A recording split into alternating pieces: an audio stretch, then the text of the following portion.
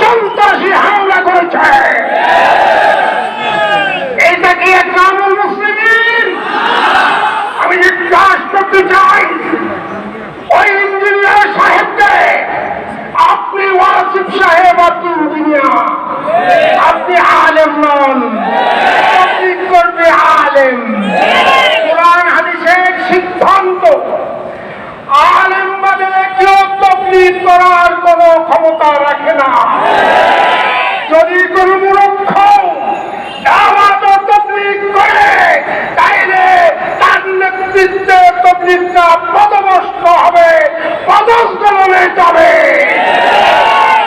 অতএব সে দাওয়াত ও তবলিগের মুরব্বী হওয়ার মতো যোগ্যতা তার নেই।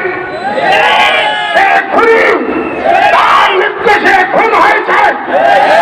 কোন খুনি দাওয়াত ও তবলিগের মেহনত করতে পারে না।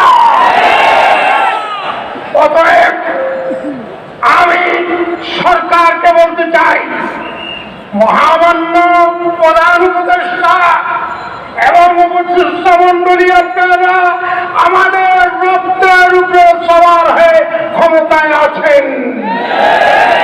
এই দেশের আলেমেরা 13 সালে রক্ত নিয়েছে, 18 নিয়েছে, 21 নিয়েছে, 24 নিয়েছে।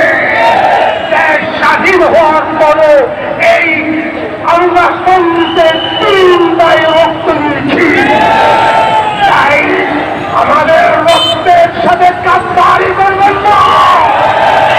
বৈষম্য দূর করার জন্য এসেছেন, তবলিগের মধ্যে